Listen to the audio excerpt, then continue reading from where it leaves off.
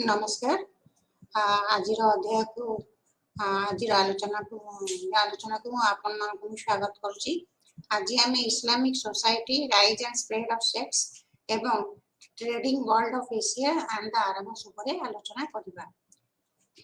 इस्लाम रो जन्मभूमि अरब जदियो गोटे शुष्क निरस देश जार मुख्य अंग है बाली एवं पथुरिया मरुभूमि। सेठारे राशि राशि डिंब खेला भली अनेक धर्मर स्रोत प्रवाहमान थिला। सेगुड़िक इजिप्शियन, मेसोपोटामियन, जोरास्ट्रियनिज्म, जुदाइज्म एवं ख्रीष्ट धर्म। अरब को एक शब्द इस्लाम राष्ट्र में परिणत करने लगी मुख्य उत्प्रेरक थिले प्रफेट मोहम्मद। प्रथमे सी इस्लाम धर्म मक्कारे प्रचार करते, तापरे मदीना एवं इस्लाम धर्मर राष्ट्र प्रतिष्ठा करते। तांकर मृत्यु परे परे आरब माने एक साम्राज्य प्रतिष्ठा कले एवं इस्लाम को एशिया, आफ्रिका एवं यूरोप रे प्रसार कराइले। जाहे ना कहीं एही समय भितर अनेक अंचल विभिन्न गोष्ठी इस्लामिक समाज अनेक उत्तराधिकारी युद्ध एवं विद्रोह सामना करते। इस्लाम एक धर्म, एक सभ्यता कहले अत्युक्ति हेब नहीं एवं यह ग्रीस एवं पर्सिया राज्य गठन और शासन प्रणाली को निजर करी लेथिला। इस्लाम भितर अनेक अमानिया गोष्ठी मध्य गढ़ी उठिले। ग्रीक दर्शन शास्त्र प्रभाव तांको उपरे पड़िथिला एवं सेथिपई नुआ चिंताधारार शाखा गढ़ी उठिला एवं गूढ़ रहस्यवादी सूफी संप्रदायर अभ्युदन 1258 ख्रीष्टाब्द आबासाइड खालीपेटर पतन पर आरंभ होला। ख्रीष्टाब्द 6 ख्रीष्टाब्द बेलू अरब समाज को मुख्यतः आदिवासी समाज थिला एवं यह बिजान्टाइन एवं सासानिड मध्यरे एक निरपेक्ष राष्ट्र थिला। एही बड़ी स्थिति रे एक नुआ धर्मर प्रोद्गम हेबो एवं ताहा पृथ्वी रे एक विप्लव आनिबो भाभी भाई आश्चर्य लागे। यह सत्य प्रफेट मोहम्मद ओ तांकर उत्तराधिकारी प्रचेष्टा एक सफल विप्लव आनी अरब को मिश्रण करथिले एवं गोटिए परे गोटिए राज्य निज अधीन को आनिथिले। इस्लाम व्यापिया पूर्व जड़े कवि अमर इब्न कामिया चालाकी करी लिखिथिले गोटिए लोकर निज गोष्ठी तार खुरा जहा द्वारा सी शत्रु मान को प्रतिहत करि पारे एवं तार ठेक बा ढीरा जो माने की ताकू समर्थन करिथांती।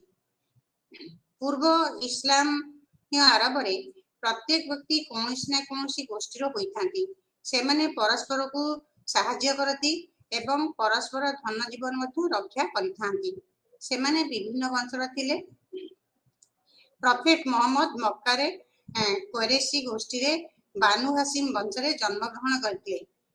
एकत्रित होई गमन करुवा यात्री दल द्वारा ही व्यापार वाणिज्य चलुला। मोहम्मद को खादिजा नामनी जने विधवा महिला तांकर व्यापार वाणिज्य सीरिया रे देखरेखा और तदारख करबा लगी नियुक्ति देइथिले। आरबर लोक मान भितर आरबर आध्यात्मिक विश्वास अलग अलग थिला कारण से माने बहु देवादेवी को पूजा करुथिले। सेमानक प्रति कृतज्ञ रहुथिले। धर्म पूजार प्रचलित अभ्यास को यही गोष्ठी माने मानि करी चलुथिले जहाकू सुन्ना बोली कहा जाउथिला। इमाम हेउचंती धर्म मुख्य एवं सीए आईन प्रणयन करुथिले एवं एहाकू कार्यकारी मध्य करुथिले। मक्कावासी माने मूर्ति पूजा करुथिले। प्रत्येक गोष्ठी अलग अलग देवादेवी पूजा करुथिले अथवा एवं काबा ही भगवान को वासस्थान बोली सेमाने विश्वास करुथिले जहाकू तांको भाषा रे हुबुल बोली कहा जाउथिला। एहा छड़ा लाट मानत एवं उजारे मध्य भगवान को वासस्थान थिला बोली सेमाने विश्वास करुथिले। एहा सहित जुदाइज्म एवं ख्रीष्टियान धर्म मध्य दृष्टि रहितला। येमेन रो जीव राजा आसाद ओ ख्रीष्टियान मान को मृत्यु दंड 6 शताब्दी बेलू दंडित करथिले बोली जणा जाए। इस्लाम इतिहास उच्च अण मुसलमान द्वारा लिखित जाहालिया बोली कहा जाउथिला। ଜାହାଲିଆର ଅର୍ଥ ହେଲା ଅଜ୍ଞତା କାରଣ ଏମାନେ ଇସଲାମର ଏକେଶ୍ୱରବାଦ ଏବଂ ଦୈବ ଆଇନ ବିଷୟରେ କିଛି ଜାଣି ନଥିଲେ।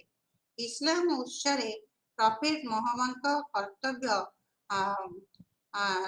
ବହୁ ଈଶ୍ୱରବାଦ ଓ ଏକଶ୍ୱରବାଦର ଏକ ସଂଗ୍ରାମ ବୋଲି ଉପସ୍ଥାପିତ କରାଯାଇଛି ଏବଂ ଏହି ସଂଗ୍ରାମରେ ଆବ୍ରାହାମଙ୍କ ଏକଶ୍ୱରବାଦ ନୀତି ପୁନଃସ୍ଥାପନ ଏହି ଉତ୍ସରେ ଜାହାଲିଆ ସମୟର କେତେକ ସାମାଜିକ ଚରିତ୍ର ବର୍ଣ୍ଣନା କରାଯାଇଛି। ଏହି ସମୟରେ କନ୍ୟା ହତ୍ୟା, ମୂର୍ତ୍ତି ପୂଜା, ସୁଧ ଦେବା, ଗୋଷ୍ଠୀ କନ୍ଦଳ ଇତ୍ୟାଦି ମଧ୍ୟ ପ୍ରତିଫଳିତ ଏହି ଜାହାଲିଆରେ ପ୍ରତିଫଳିତ ହେଇଛି। ଏହି ସମୟରେ ମକ୍କା ଯେ କେବଳ ବାଣିଜ୍ୟିକ କେନ୍ଦ୍ର ରୂପେ ଗଢ଼ି ଉଠିଲା ତାହା ନୁହେଁ, ଏଠାରେ ମଧ୍ୟ ଏକ ବିଶେଷ ଶୈଳୀର ସାହିତ୍ୟ ଯାହାକୁ କାସିଦା କୁହାଯାଉଥିଲା ତାହାର ଶୁଭାରମ୍ଭ ହୋଇଥିଲା। ଏହା ଜୀବନ ଚରିତ, କାସିଦା ମିନ୍ସ ବାୟୋଗ୍ରାଫି ବା ଜୀବନ ଚରିତ। ଏହା ଜୀବନ ଚରିତ ଏବଂ ଅନେକ ଗଳ୍ପର ସମାରୋହ ଥିଲା। ଉଚ୍ଚରିତ ଭାବ ବିନିମୟ କରୁଥିବା 7ଟି କବିତା ଯାହାକୁ କାବାରେ ଟଙ୍ଗା ଯାଇଥିଲା ତାହା ପୂର୍ବ ଇସଲାମ ସମୟର ଏକ ବିଶେଷ କୃତି। ଏହି କାସିଦାର ଲେଖାଗୁଡ଼ିକ ପ୍ରାୟତଃ ଅଧୀମ ଆଦିବାସୀଙ୍କର ପରମ୍ପରା, ଅଭ୍ୟାସ, ବିଶ୍ୱାସ ଓ ତତ୍ସହିତ ଆରବ ବେଦୁଇନମାନଙ୍କର ଯୁଦ୍ଧ ଏବଂ ତାଙ୍କର ବୀରତ୍ୱର କଥା ପ୍ରତିଫଳିତ କରୁଥିଲା। ଏହା ସୂଚେଇ ଦେଉଛି ଯେ ଇସଲାମ ସମୟ ପୂର୍ବରୁ ଆରବ ଭାଷା ସାହିତ୍ୟ ବିଶେଷ ବେଶ ସମୃଦ୍ଧ ଥିଲା। ଇମର ଉଲ କାସିଦା ବିନ୍ ହୁଜୁର ଅଲ କିଣ୍ଡିଙ୍କ ରଚିତ କିଫାନାବକୀ ଏବେ ମଧ୍ୟ ସାହିତ୍ୟ ଜଗତରେ ଏକ ସର୍ବୋତ୍କୃଷ୍ଟ କୃତି ବୋଲି ଧରାଯାଏ। ଅନ୍ତର ଇବନ ଶାହାଦାତ ଏକାଧାରରେ ଜଣେ କୃତିଯୋଦ୍ଧା ଏବଂ ସାହିତ୍ୟିକ। ଅନେକ କାସିଦା ସହ ସିରାତ ଅନ୍ତର ନାମ୍ନୀ ଏକ ପୁସ୍ତକ ରଚନା କରିଥିଲେ। ଏହାଛଡ଼ା ପୂର୍ବ ମୁସଲମାନ ଆରବର ପ୍ରସିଦ୍ଧ ସାହିତ୍ୟିକ ହିସାବରେ ଜୁହିୟାର ବିନ୍ ଆବି ସଲମାନ, ଲେବିଦ ଏବଂ ଏଲ ହାରିଥ ଗୌରବ ଅର୍ଜନ କରିଥିଲେ। ଏହି ସବୁ ଲେଖା ଅନୁଯାୟୀ ସାରା ଆରବରେ ଅରାଜକତା ବ୍ୟାପି ଯାଇଥିଲା। ଯାହା ହେଉ କେତେ ମାସ ଲାଗି ଯୁଦ୍ଧ ବନ୍ଦ ହୋଇଯାଇଥିଲା। ଲିଙ୍ଗଗତ ବିଷୟ ଉପରେ ଇତିହାସ ଲେଖୁଥିବା ଐତିହାସିକମାନେ ନାରୀମାନଙ୍କ ସ୍ଥିତି ଉପରେ ଇସଲାମର ପ୍ରଭାବ ବିଷୟରେ ପରସ୍ପର ବିରୋଧୀ ମଧ୍ୟ ଲେଖିଛନ୍ତି। ଲିଙ୍ଗଗତ ଇତିହାସ କ'ଣ? ଲିଙ୍ଗ ବୋଇଲେ ଆମେ ବୁଝୁଛୁ ଯେ ମେଲ ଫିମେଲ କଥା ମାନେ ବାୟୋଲୋଜିକାଲ ସେନ୍ସରେ ଏଇଟା ନିଆଯିବନି।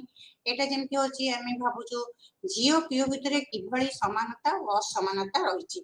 ଯେମିତିକି ସମାଜରେ ପୁଅମାନଙ୍କୁ ଭଲ କରି ଖାଇବାକୁ ଦିଆଯାଏ, ଝିଅମାନଙ୍କୁ ତାଙ୍କଠାରୁ ଟିକେ କମ୍, ପୁଅମାନଙ୍କୁ ବେଶୀ ପ୍ରାଧାନ୍ୟ ଦିଆଯାଏ। ଏଇଟାକୁ କହନ୍ତି ଲିଙ୍ଗଗତ ପଠନ ବା ଲିଙ୍ଗଗତ ଷ୍ଟଡି। ମାନେ ସମାଜରେ ସେତେବେଳେ କେମିତି କ'ଣ ଥିଲା। ସେ ଯାହା ବି ହଉ ଏଇ ଯୋଉ ଲିଙ୍ଗଗତ ଇତିହାସରୁ ଆମେ ମଧ୍ୟ ଅନେକ ତଥ୍ୟ ନାରୀମାନଙ୍କ ବିଷୟରେ ପାଇପାରିଛେ। ତନ୍ମଧ୍ୟରୁ ଗୋଟିଏ ଦଳ ଯେଉଁମାନେ ଜୁଡିଥ ଟକରଙ୍କ ମତ ଅନୁସରଣ କରିଛନ୍ତି, ସେମାନେ କହିଛନ୍ତି ଯେ ଜାହାଲିଆ ସମୟରେ ନାରୀମାନେ ପୁରୁଷମାନଙ୍କର ମନମାନି ଶକ୍ତି ଦ୍ୱାରା ପରିଚାଳିତ ହେଉଥିଲେ ଏବଂ ନାରୀମାନେ ମଧ୍ୟ ସମ୍ପତ୍ତିରୁ କିଛି ଭାଗ ପାଉନଥିଲେ। ଇସଲାମ କେବଳ କନ୍ୟା ଶିଶୁଙ୍କର ହତ୍ୟା ରୋକିଲା ନାହିଁ, ବରଂ ସେମାନଙ୍କ ସମ୍ପତ୍ତିରେ ଅଧିକାର ସାବ୍ୟସ୍ତ କଲା। ଲୈଲା ଅହମଦ ନାମକ ଆଉ ଜଣେ ଐତିହାସିକ ଏହି ମତକୁ ପ୍ରତ୍ୟାଖ୍ୟାନ କରି କହିଲେ ଯେ ଇସଲାମର ରୀତିନୀତି ଅନୁଯାୟୀ ନାରୀମାନଙ୍କର ସ୍ୱାଧୀନତା ସଂକୀର୍ଣ୍ଣ କରିଦେଲା। ଇସଲାମ ଧର୍ମ ପ୍ରଚାର ପୂର୍ବରୁ ଆରବରେ ଏବଂ ଜାହାଲିଆ ସମୟରେ ନାରୀମାନେ ପ୍ରଭୁତ କ୍ଷମତାର ଅଧିକାରୀ ଥିଲେ କିମ୍ବା ସମାଜରେ ଯେ ନାରୀ ବିଶେଷତା ନଥିଲା ତାହା କହିବା କଷ୍ଟକର। ଇସଲାମ ଧର୍ମ ପ୍ରଚାର ପରେ ନାରୀମାନଙ୍କର ଅନ୍ୟ ଲୋକମାନଙ୍କ ସହିତ ମିଶିବାଟା ସଂକୁଚିତ ହୋଇଗଲା। ନାରୀମାନଙ୍କର ସ୍ୱାଧୀନତା ଏବଂ ଅନ୍ୟ କାମରେ ସମଭାଗୀ ହେବା ଛେଦନ କରାଗଲା। ଇସଲାମ ଧର୍ମରେ ପିତୃକୈନ୍ଦ୍ରିକ ସମାଜ ଓ ପିତୃକୈନ୍ଦ୍ରିକ ବୈଧତା ହେତୁ ନାରୀ ସମାଜରେ ପରିବର୍ତ୍ତନ ଆସିଲା। ଷଷ୍ଠ ଶତାବ୍ଦୀରେ ଆରବ ଉପଦ୍ୱୀପରେ ଦୁଇଟି ଆଦିମ ରାଜନୈତିକ ସଂସ୍ଥା ପ୍ରତିଷ୍ଠିତ ହେଲା, ଯଥା ଘାସାନିଡ୍ସ ଓ ଲାଖମିଡ୍ସ।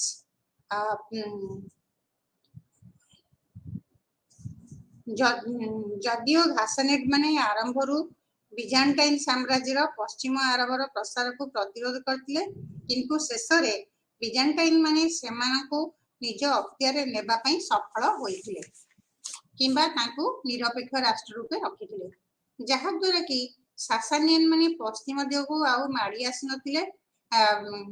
ଘାସାନିଡ୍ସ ଯାହା ବର୍ତ୍ତମାନର ସିରିଆ ଓ ଜୋର୍ଡାନ ମାନେ ଜାବିଆକୁ ନିଜର ରାଜଧାନୀ କରିଥିଲେ ଏବଂ ଖ୍ରୀଷ୍ଟ ଧର୍ମର ଉପାସକ ଥିଲେ।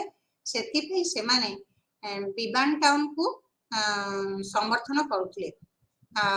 ଘାସାନିଡ୍ସର ଶାସକମାନେ ରାଜକୀୟ ପଦବୀ ମାଲିକ ଧାରଣ କରୁଥିଲେ ଏବଂ 579 ଖ୍ରୀଷ୍ଟାବ୍ଦରେ ଜଣେ ଘାସାନିଡ୍ ରାଜା ଯାହାଙ୍କ ନାମ ଅଲ୍ ହାରିଥ୍ ପଞ୍ଚମ ଥିଲା, ସେ ବିଜାଣ୍ଟାଇନ୍ ସମ୍ରାଟଙ୍କ ଦ୍ୱାରା ପାଟ୍ରିକସ୍ ଉପାଧିରେ ଭୂଷିତ ହୋଇଥିଲେ ଏବଂ ବିଜାଣ୍ଟାଇନ୍ ସମ୍ରାଟଙ୍କ ନାମରେ ସିରିଆ ଉପରେ ନିଜର ଆଧିପତ୍ୟ ଜାହିର କଲେ। ଇତିହାସରେ ୟୁଫ୍ରେଟ୍ସ ନଦୀର ତଳଭାଗ ଏବଂ ଦକ୍ଷିଣର ଆଉ ଏକ ରାଜନୈତିକ ସଂସ୍ଥା ବାନୁ ଲାଖ୍ଙ୍କ ଅଧୀନରେ ଗଠନ ହୋଇଥିଲା।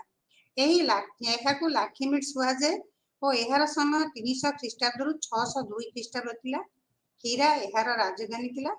ରାଜନୈତିକ ଦୃଷ୍ଟିକୋଣରୁ ସେମାନେ ସାସାନିଡ୍ଙ୍କ ପାଇଁ ଆବଶ୍ୟକ ଥିଲେ, କିନ୍ତୁ ଷଷ୍ଠ ଶତାବ୍ଦୀର ଶେଷ ବେଳକୁ ସାସାନିଡ୍ ରାଜା ଖୁସ୍ରୋ ଦ୍ୱିତୀୟ, ଯେ କି 590ରୁ 628 ଖ୍ରୀଷ୍ଟାବ୍ଦ ପର୍ଯ୍ୟନ୍ତ ଥିଲେ, ସେ ଲାଖାମିଡ୍ର ରାଜା ନୁମାଲ ଏନ୍ ମୁନ୍ଦିରକୁ ହତ୍ୟା କରି ଏହି ରାଜ୍ୟକୁ ନିଜର ଶାସନ ଅଧୀନରେ ଆଣିଥିଲେ। ଲାଖାମିଡ୍ସ ମାନେ ପୁନର୍ବାର ଯୁଦ୍ଧ କରି ସଫଳ ହେବାରେ ସାସାନିଡ୍ସ ମାନେ ନିଜ ରାଜ୍ୟରୁ ବିତାଡ଼ିତ କରିଥିଲେ ଏବଂ ସେମାନଙ୍କ ସହିତ ଥିବା ସ୍ଥାୟୀ ବନ୍ଧୁତାକୁ ଭାଙ୍ଗି ଦେଇଥିଲେ। ଷଷ୍ଠ ଶତାବ୍ଦୀ ବେଳକୁ ବିଜାଣ୍ଟାଇନ୍ ଏବଂ ସାସାନିଆନ୍ ମାନଙ୍କ ମଧ୍ୟରେ ଅବିରତ ଯୁଦ୍ଧ ଲାଗି ରହିଥିବାରୁ ଆରବ ଉପଦ୍ୱୀପର ଦକ୍ଷିଣ ଭାଗରେ ବ୍ୟାପାର ବାଣିଜ୍ୟରେ ବ୍ୟାଘାତ ଘଟିଲା, କିନ୍ତୁ ଏହା ପୂର୍ବରୁ ମକ୍କାବାସୀମାନଙ୍କୁ ସେମାନଙ୍କର ନିଷ୍କ୍ରିୟ ରହିବା ପାଇଁ ଉପକାର ହେଲା। ଏତଦ୍‌ବ୍ୟତୀତ ଆରବବାସୀମାନଙ୍କ ମନରେ ହାଜରା କିମ୍ବା ଇସମାଏଲ ମାନଙ୍କ ବଂଶଧର ହୋଇଥିବାରୁ ଏକ ସଚେତନତା ସୃଷ୍ଟି କରିଥିଲା। ଆରବବାସୀମାନେ ଯଦିଓ ବିଭିନ୍ନ ଭାଷା କହୁଥିଲେ, କିନ୍ତୁ ତାଙ୍କର କଥିତ ବୋଲି ଆରବିକ୍ ଭାଷାର ଉପଭାଷା ଥିଲା। ସେମାନେ ମଧ୍ୟ ଗୋଟିଏ ଭାଷା କହୁଛନ୍ତି ବୋଲି ସଚେତନ ଥିଲେ, ଯେଉଁଠିକି ହେଉଛି ଆରବିକ୍। ଏହା ହିଁ ତାଙ୍କର କବିତା ଏବଂ ପରମ୍ପରାରେ ପ୍ରତିଫଳିତ ହୋଇଥିଲା। ବ୍ୟାପାର ବାଣିଜ୍ୟ ଦ୍ୱାରା ସ୍ଥାୟୀ ଚାଷବାସ, ବସି ବସି ରୋଜଗାର କରିବା ପଦ୍ଧତି, ଆଇନ ସଚେତନତା ଏବଂ ଅପର୍ଯ୍ୟାପ୍ତ ଧନ ବୃଦ୍ଧି ଏହି ଗୋଷ୍ଠୀମାନଙ୍କ ମଧ୍ୟରେ ଥିବା ବନ୍ଧନକୁ ଭାଙ୍ଗି ଦେଇଥିଲା ଏବଂ ଏହା କ୍ରମଶଃ ନଷ୍ଟ ହୋଇ ଯାଇଥିଲା। ଆରବ ଉପଦ୍ୱୀପର ଦକ୍ଷିଣଟି 3ଟି କ୍ଷୁଦ୍ରାଞ୍ଚଳ ନେଇ ଗଠିତ ଥିଲା, ସେଗୁଡ଼ିକ ହେଲା ହେଜାଜ, ଓମାନ ଓ ୟେମେନ୍। ଷଷ୍ଠ ଶତାବ୍ଦୀର ଶେଷ ଭାଗକୁ ମଦିନାର ଅଧିକାଂଶ ଅଧିବାସୀ ଜିଉସ୍ ଥିଲେ ଏବଂ ଏହାର ଶାସକ ଥିଲେ ମାର୍ଜୁବାନ, ଯିଏକି ସାମରିକ ଓ ବେସାମରିକ ଗଭର୍ଣ୍ଣର ଥିଲେ। ଏହି ଜିଉସ୍‌ର ଦୁଇ ଗୋଷ୍ଠୀ ନାଦିର ଏବଂ କ୍ୱାରେଜା, ଅନ୍ୟ ଦୁଇଟି ଗୋଷ୍ଠୀ ଯଥା ଆଓସ୍ ଓ ଖାରାଜ କର ଆଦାୟ କରୁଥିଲେ। ଏହି ପ୍ରଥା ସାସାନିଡ୍ ମାନେ ମଦିନାରେ ଶାସନ କରୁଥିବା ପର୍ଯ୍ୟନ୍ତ ବଳବତ୍ତର ଥିଲା। ଆଓସ୍ ଓ ଖାରାଜ ଗୋଷ୍ଠୀ ସମଗ୍ର ଆରବ ରାଜ୍ୟରେ ବିଶିଷ୍ଟ ଭୂ-ସମ୍ପତ୍ତିର ଅଧିକାରୀ ଥିଲେ। ଯାହା ହେଉ, ମକ୍କାର କୋରେଶୀମାନେ ମଧ୍ୟ ସେମାନଙ୍କର ଶାସନ ସ୍ଥିରତା, ଗୋଷ୍ଠୀ ସଂହତି ଅପେକ୍ଷା ସୌହାର୍ଦ୍ଦ୍ୟପୂର୍ଣ୍ଣ ସମ୍ପର୍କ ରକ୍ଷା କରିଥିଲେ। ଏ ପ୍ରଭିନ୍ସଙ୍କ ମତରେ କୋରେଶୀମାନଙ୍କର ପ୍ରସାରଣ ଇସଲାମ ଧର୍ମର ଅଭ୍ୟୁତ୍ଥାନ ପୂର୍ବସୂରୀ। କୋରେଶୀମାନେ ବ୍ୟାପାର ବାଣିଜ୍ୟରେ ଅର୍ଥ ଲଗାଇଲେ ଓ ମକ୍କାରେ ବ୍ୟାପାର ବାଣିଜ୍ୟକୁ ନିଜ ଅଧୀନରେ ରଖିଲେ ଏବଂ ସମୟାନୁକ୍ରମେ ମକ୍କାକୁ ଏକ ବାଣିଜ୍ୟିକ ପେଣ୍ଠସ୍ଥଳୀ ରୂପେ ପରିଗଣିତ କରିଥିଲେ। ଏହା ବ୍ୟତୀତ ମକ୍କା ମଧ୍ୟ ଏକ ସାଂସ୍କୃତିକ କେନ୍ଦ୍ର ଥିଲା ଏବଂ ମକ୍କାର ନେତାମାନେ ଆରବର ରାଜନୀତି ସହିତ ସମ୍ପୃକ୍ତ ଥିଲେ। କୋରେଶୀମାନେ ଦୁଇ ଭାଗରେ ବିଭକ୍ତ, ଯଥା ବିତାହ ଓ ଜାୱାହିର୍। ବିତାହ ମାନେ ଜାମଜାମ ଓଏସିସ୍‌କୁ ଦେଖାରେଖା କରୁଥିବାରୁ ତାଙ୍କୁ ଜୱାହିର୍ ମାନଙ୍କଠାରୁ ଅଧିକ ସମ୍ମାନ ମିଳୁଥିଲା। ଓମାନ ଓ ୟେମେନ୍ ଏହି ଦୁଇଟି କ୍ଷୁଦ୍ରାଞ୍ଚଳ ଭୌଗୋଳିକ ଦୃଷ୍ଟିକୋଣରୁ ଅଲଗା, କାରଣ ଏଠାକାର ଜଳବାୟୁ ଅର୍ଦ୍ଧଶୁଷ୍କ ଥିଲା, ଯାହାକି ଚାଷୋପଯୋଗୀ ଥିଲା। ओमान और येमेन मानकर भारत इथियोपिया और इजिप्ट सहित बहु आगु वाणिज्यिक संपर्क थिला जहाँकि आरब उपकूलर दक्षिणांचल नथिला। अन्य अर्थरे कहबाकू गले ओमान और येमेनर भूमि उर्वर थिला एवं एहार अवस्थिति अनुकूल परिस्थिति रे थिला जहाँ इंडियन ओशियन और रेड सी को जोड़ी देइथिला। अनुकूल जलवायु प्रचुर परिमाण में पनीपरिया उत्पादन येमेन व्यवसायी और बणिक मान सुगंधित धूप और ओट बेपार मुख्य भूमिका देइथिला। येमेन मान निज सांगरे चंबड़ा सिल्क मसला सुगंधित अर्थर नहीं बिजान्टाइन और सासानिड साम्राज्य को जाउथिले। जो बेपार वाणिज्य सुगंधित धूप ओट विशेषकर आरबर ओट सबुआड़े प्रसार लाभ करथिला एवं अन्य देश लोक माने आरबर ओट किनिबा को पसंद करथिले। सेतिमे ओटर एक्सपोर्ट बा रप्तानी भल भाबरे चलथिला। ऐतिहासिक डिओडोरस सिकुलस कहितंची जे आरब माने बहु मूल्यवान विलासमय पदार्थ यथा अतर झुणा जेउगुड़िक कि रोमान एवं सासानिड मानक द्वारा भगवान को अर्पण कराउथिला और औषध रूपे व्यवहृत होउथिला सेगुड़िक एटू आरबरू जाउथिला। ख्रिस्टियन बिजान्टाइन माने झुणा को चर्च रो पर्वपर्वाणी व्यवहार करथिले। हेजाज रो आदिवासी माने जो माने कि मुख्यतः ओट पालन करथिले प्रायतः जाजाबर किंबा अर्ध जाजाबर जीवन यापन करुथिले। सेमानकु बेदुइन गोष्ठी बोली कहा जाउथिला। बेदुइन माने जनबसती अंचल लुंठन करुथिले एवं सेमानक थारु रक्षा पाया पे एक कर जहाकू थो बोली कहा जाउथिला। बेदुइन माने जो अंचल को जाउथिले जेमिति हमर मराठा माने जो जगह को गले सेठी चौथ सर्विस लगे देले सेही भली एही बेदुइन माने जो अंचल को जाउथिले एमाने महान शक्तिशाली थिले एवं एमाने जदिओ बेपार वाणिज्य करुथिले किंतु लोक मानकु मध्य जेउठी देखुथिले एमाने सबल नाहंती सेठी मध्य सेमानकु लुंठन करुथिले नहले लोक मानक ऊपर एक कर बसई देउथिले। एहा द्वारा लोक माने तांको भय भी करुथिले बेदुइन माने आसीगले बोली एवं सेमाने मध्य भय रे कर देइ देउथिले।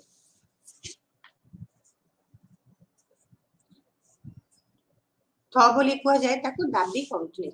समयानुक्रमे ओएसिस रो पारिपार्श्विक अवस्था रे परिवर्तन आसबा जो बेदुइन माने निजको एक सामाजिक संस्था रे परिणत कले एवं भ्रमण जीवन छाड़ी एक स्थान रे बसवास कले ता सहित मध्य एही जाजाबर व्यापार चलाई रखिथिले। एहार एक गुरुत्वपूर्ण फलाफल हैला मक्कार व्यापार और उन्नति घटिला। खजुरी होची ओएसिस रो मुख्य आमदानी किंतु तार पर्वतांचल धान गहम मुग बिरी खाद्यर एक विशेष अंग थिला। बिजान्टाइन एवं सासानिड आरबवासी मानकर अलक्षित रे बिजान्टाइन और सासानिड मानकर दक्षिण दिगरे आनुमानिक 5म शताब्दी रे अनुप्रवेश पूर्व इस्लाम आरब को अलग बा एकुटिया करि देइ नथिला परम पृथ्वीर राजनीतिक स्रोत सहित जोड़ी देइथिला। आरब माने अनवरत भावे सेमानकर पड़ोसी और अन्य राष्ट्र सहित भाव विनिमय आदान प्रदान करुथिले। मोहम्मदकर प्रॉफिटहुड पाइबार पूर्व जीवन ऐतिहासिक तथ्य खूब कम मिले। कहानीटी यही पड़ी इस्लाम रो प्रॉफिट मोहम्मद बिन अब्दुल्ला 570 ख्रीष्टाब्द मक्कार क्वेरेसिट राइट जन्म ग्रहण करथिले। काली मध्य ए विषय हमर किछि आलोचना हेतिला। से अनेक समय हीरा नामक पर्वत गुंफारे जेउटा कि मक्का पाखरे थिबा जबल अल नूर पाखरे थिला सेठाकू प्रार्थना और ध्यान पे जाउथिले। 610 ख्रीष्टाब्द रे एक निशब्द राति रे एही हीरा पर्वतर गुंफारे प्रॉफिट एक ईश्वरीय निर्देश जने देवदूत गाब्रिएल ग्रहण करथिले। गाब्रिएल का आविर्भाव रे मोहम्मद भयभीत होई गृहाभिमुख होइतिले किंतु क्रमशः बुझीगले जे से जने देवदूत। एहा परे मोहम्मद इस्लाम रो एक ही नूतन वार्ताटू निज ज्ञाति कुटुंब मानकरे दीर्घ 13 वर्ष काल प्रचार कले। मक्कार ये जो प्रचार है काली तो मुझे विषय किसी कही जे मक्कार किसी लोक अनुसरण कले।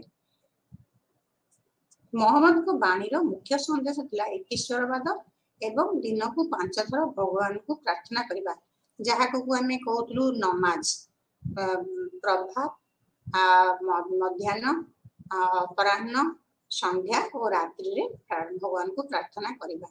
इस्लाम अर्थ कही भगवान पाखे निजक समर्पण करवा एवं मुसलमान अर्थ हूँ भगवान पाखे समर्पित व्यक्ति को मुसलमान कह जाए। तेणु सी कहते यही प्रार्थना द्वारा ही जड़े निजक भगवान पाखे पूरा समर्पण कर दे पार।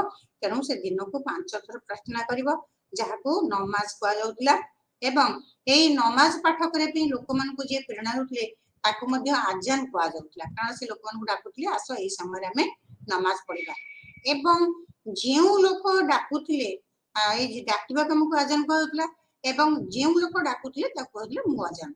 तेणु से डाकी एखाड़ी होते एखाड़ी से प्रार्थना करते एवं अल्लाह अकबर the god is the great भगवान ही श्रेष्ठ यही से प्रार्थना करते।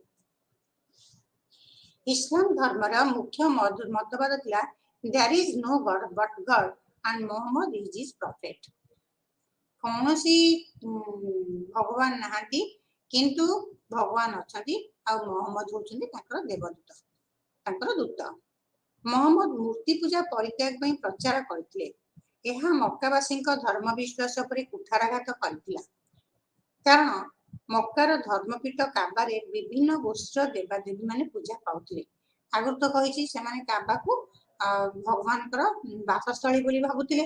तेणु एठी विभिन्न प्रकार देवादेवी पूजा पाउथिले एवं मक्कारे प्रत्येक घरे गोटी गोटी देवता पूजा पाउथिले।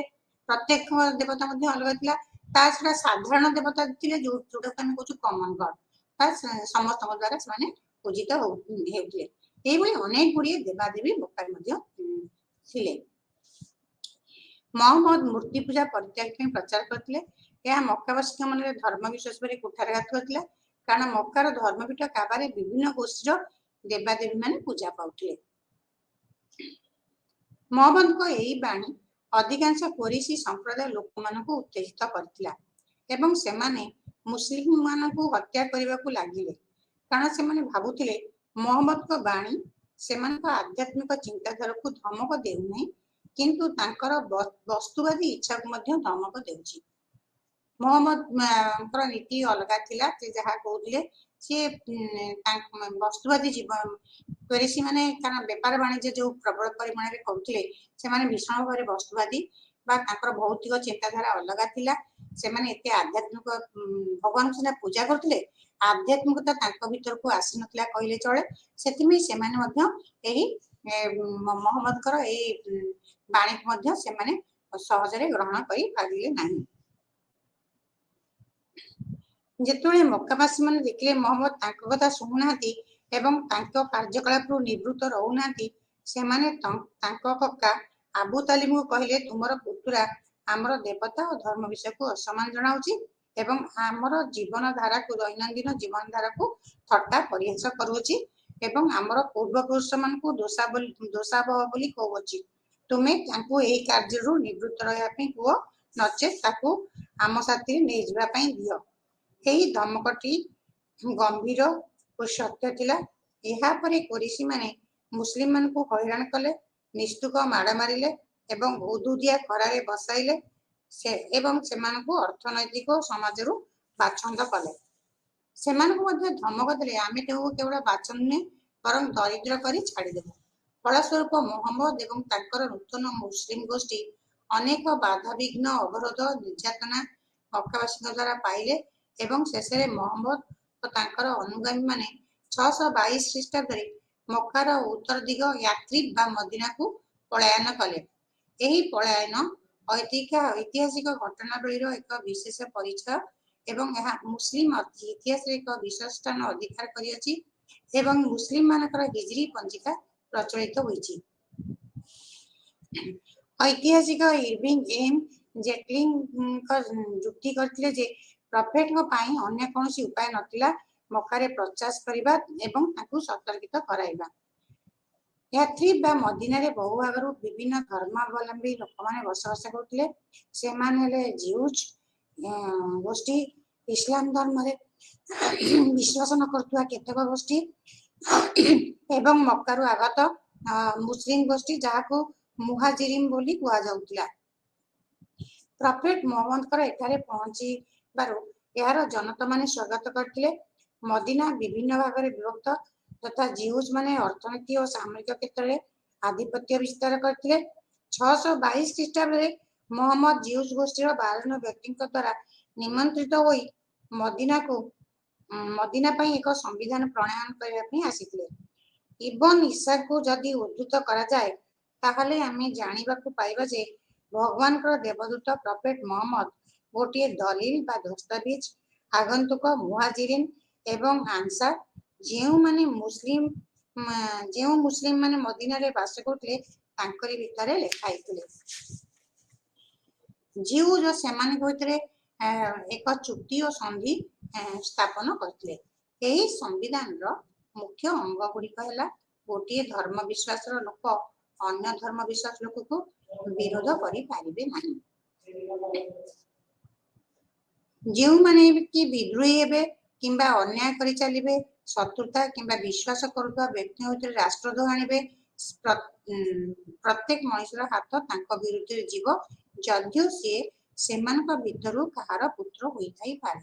एठी मोहम्मद जो कथाटी कहिले बा जो उक्तिटी कले जे कौनसी सबु संप्रदायर लोक बा सबु धर्म विश्वास लोक निज धर्म सहित रहिबे केही काहाको विरोध बा ठट्टा परिहास करि पारिबे नाही एवं जे विद्रोह अवमानना करिवो सी जेउ लोकर पुओ हेउथा ना काहेकि ता प्रति मध्य उचित शास्ति विधान करा जिवो।